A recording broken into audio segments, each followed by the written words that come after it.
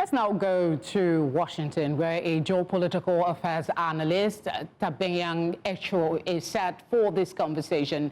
Hello, Etchu. You heard the analyst, the observer there, talk about not being a bit satisfied with the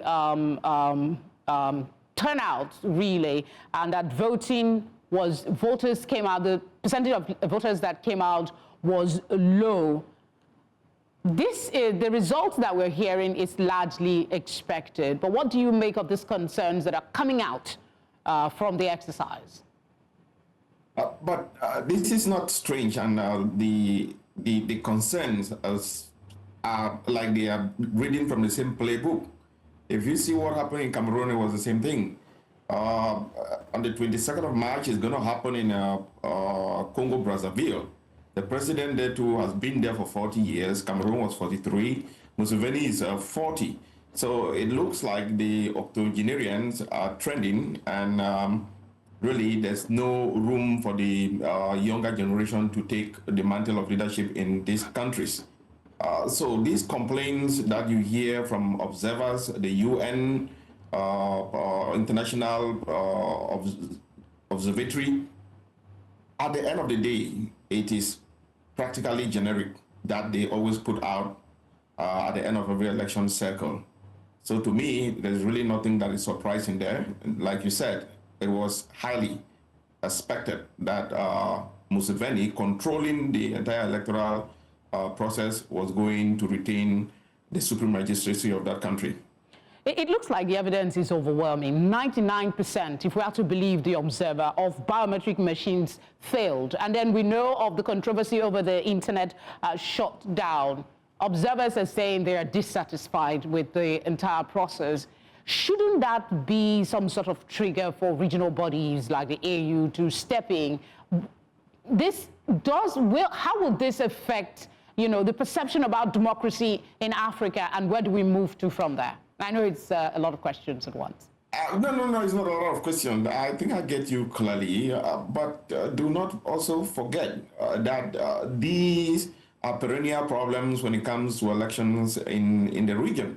And these regional bodies, whether it's a SADC, the East African Community, or the West African Economic Community, ECOWAS, or ECAS in the Central African sub-region, all of them are the same. They are spineless, and some of them collude with this that generation of presidents to maintain themselves in office. So, to me, for those of us who have been looking closely at the way things are going in most of these countries, it is just going or reading through the same playbook. It's always one and the same. It's the same narrative. Whether you look at Kenya, whether you look at Tanzania, that you had a lot of violence. They're gonna kill people like what is already ongoing, about 7 or so dead. Much more may also die, but you will only hear these knee-jerk reactions from the regional bodies. They're really not going to do anything about it. I know everybody wants to fight for, democracy and what is right, but the optics prior to now would have been enough warning. I'm talking about the number of dead. So far, the report, I think from Al Jazeera, is putting it at least 7 people dead. Do you fear that there are more deaths from this exercise than it's being reported, considering the internet shutdown, and what bodies like Amnesty International should be doing about it? We rely too much on these international bodies like Amnesty International. These are organizations without teeth. They can't enforce anything. They can decry the loss of human life, which is something that we should all decry. For me, I don't think even a single life should die at the end of every election cycle.